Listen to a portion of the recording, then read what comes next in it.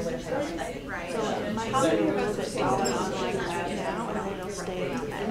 Well, also they even said that it's just like yours may or may not stay longer because of the fact that you have natural red pigments in your hair. Like they asked me straight, I was like, do you dye your hair? No. And then like yours, it's like, oh, it's because you have a lot of red in If it. it's a lower level class, which I did my hair to like 200 online, So this is what this I does. got rid of it because I haven't done at least a decent amount. I didn't know if I So wanted this is like more of a confidence, or at least it was. I think it grabbed onto a lot of the red, so it was darker red than what it probably should have. I would always tell her That's what I mean. That's what I mean. Now all our hair dye on your speakers on the recording. People that the recording can hear. So let's get back on topic real quick.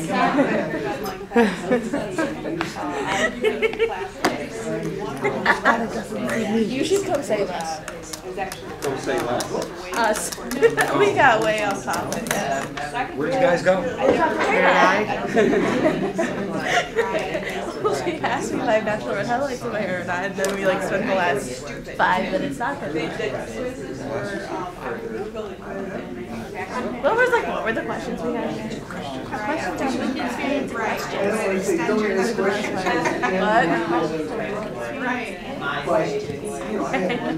Well, I'm pretty sure none of us. I want to ask a like no. But then I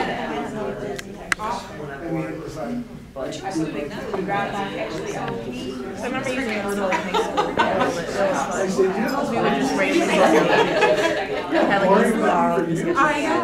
Oh, that's gotta be the biggest challenge. But anyway, I It's like wanted the to only thing I say, can think of, to be perfectly honest. I mean, when I get back, I'm like, good job.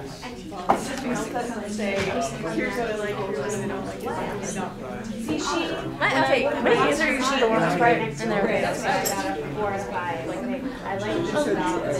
Why didn't she say more of this? That's what I want to hear. So you can help I can try. I'd have to really learn it. You would probably do more. That's Awesome. We're gonna need feedback and email soon, so. I've been taking all of those since like 7th grade, so I could take a look at it.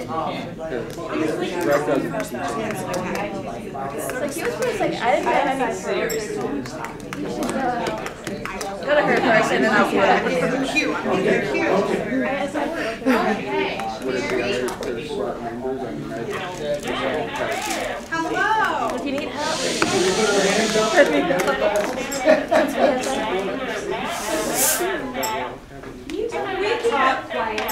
Yeah, tell her not to shout because it's just getting blurrier the louder she talks. Right. Maybe, Mary, we're hearing some feedback, so will you do an experiment with me and try to talk a little softer, and we'll see how that comes through. Sure, definitely. I can do that. that's a little better. Is that a little better? Awesome. Okay. Yep, so we're going to keep that level. Okay, so we've come back together, and then did you want to ask some things of them to share? I think it would be better if you wanted to gather up the responses and read them off to me, or if you wanted them to come closer so I could hear. It's however you wanted to facilitate it. We could ask you the question and then you repeat it to her. Okay. Yep. So we've got some questions. Okay. Okay. So one moment, okay? Yeah. I wasn't sure if for the B plans, I think that's a website, if she was talking, they said they rated whether the program was, or stuff, I didn't hear anything. The B plans? The B Yes. plans. Okay. If she could maybe explain what they did there again. Could you further explain the B as in boy, B plans? Oh, the B plan, yes. What that was the business plans, sample business plans that are collected on that B plan website. And so let's say you wanted to start up a web design business. What you could do is you could go in there and just bring up a web design business plan, and you would already be somebody else's business plan, but it would be a really good example of how you should set it up, what kind of things you should look for. If you have employees, how many employees should be involved in the strategic planning. It was really more of a get a good idea of what skeleton you need for a business plan. But there were some out there that were really sparse. There were some out there that were really good. And when I did the peer-to-peer evaluation, I got some really good feedback from some people who obviously had done this before, and they said, okay, they're missing in this part. They're not thinking about their marketing strategy. They're not looking at how they're going to finance this aspect of it. And then you have some that just went back and said, good, okay, this is all right. And they just used like one, and of course I gave them zeros on that. So there was just a wide range between a number 2 and a number 0. And you got to see a wide aspect of it. So there were students who really put a lot of thought and time, and you were able to really understand by looking at the business plan what kind of information you should be looking at, and that's what I really liked about that. So is that something that... Did I answer your question okay? Okay, so I understand that they went and did this, but is that something before you decide to take this course that you can see? Like, if I wanted to go take one of these business courses, how do I decide which one I want to take via the information that she's saying these students gave? Am I able to access, like, reviews? Or where does that information go? Yes, she can use it, and she got the information, but where is that out there for everyone else to see? Did you hear any of that, Mary? No, I didn't. Okay. So how does one decide which of the business courses to take? And how Oh, that's a great question. Okay, and then there's a part 2. There really is, that's what you get into the being a learner. I know that sounds like a horrible terminology. It sounds like somebody sitting in the bar and in the corner watching everybody, but I am a learner. I go into classes and I will sign up for anything and everything. I've got an introduction to guitar on there that I just want to look in there and see how they set it up, because my son is actually in guitars. Because the courses are currently free, and I say that because I don't know how much longer they are going to be free. There's talk about charging you for the certificate and things like that. But if you go on to the top 3 and you look, they're all set up differently. They all have different ways of presenting their information. And again, as an SI leader, or as an SI coordinator, a leader, a tutor, you learn in different ways. And the way some professor is teaching that course, it may provide great information, but it is just not catching you. And so you can just drop it. You don't even have to go back in there.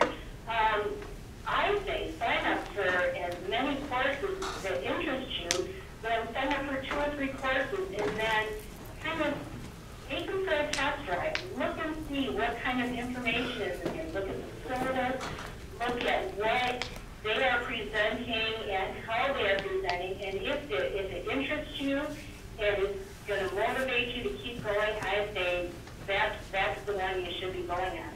And I really did like how the University of Maryland one did that, and so that's what kept me going on that one too. So it's all trial and error right now. Was there a part 2 to your question?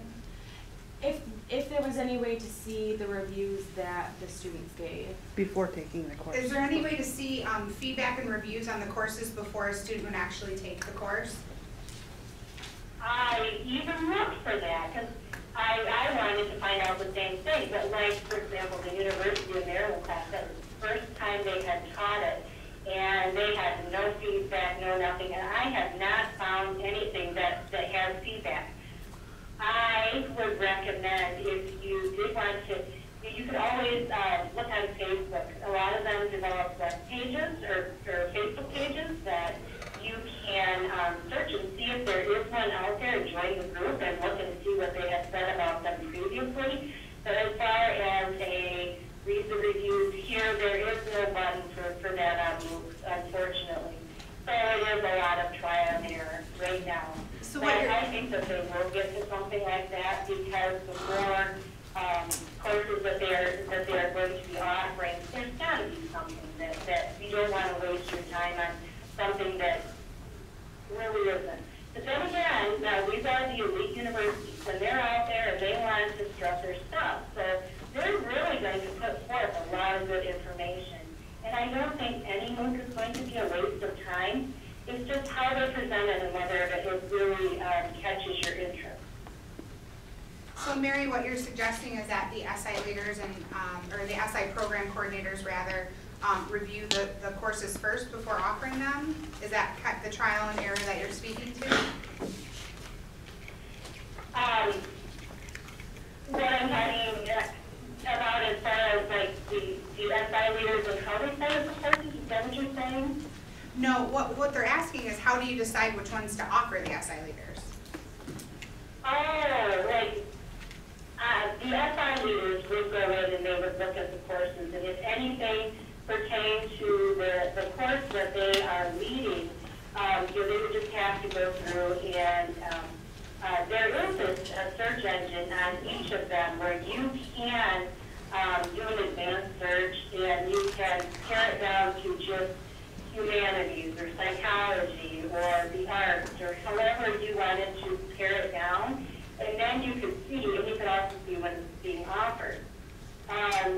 That's probably the easiest way for the SI leaders to find the courses that would best suit their interest and give the resources that they would need for the SI session. Great, thank you, Mary. Did we have any other questions before we wrap up? Cole? Can you get credit for any of these courses that you take from the Mary, are these credit-bearing courses? They are going to start being credit-bearing courses in some. If you, for example, if you are in the University, if you are enrolled in the University of Maryland as a student, and you wanted to take a MOOC course, that you would get like 1 credit. So I guess it's just general right now. No, unfortunately, it's not for me as a late stage employee to go out and take a MOOC course and to get credit from something else. Right now, no, it's not. They are, and I really am not, I really haven't investigated this a whole lot, but there is a program, and I can't remember what it's called right now, but if you go to Coursera, the University of Michigan is part of it, and they will offer you a little bit more, but again, you have to pay for it. Great. Well, Mary, I wanted to say thank you so much for joining us via satellite here.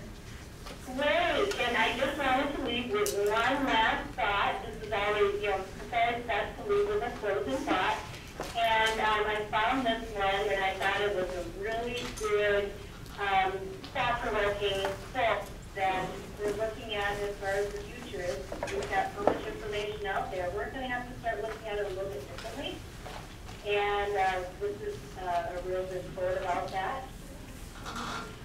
Thank you so much. Thank you. And again, if anybody has any questions or anything, my email is right down there, my phone number. And I do hope that I get email addresses so we can start a group and we can start talking about this here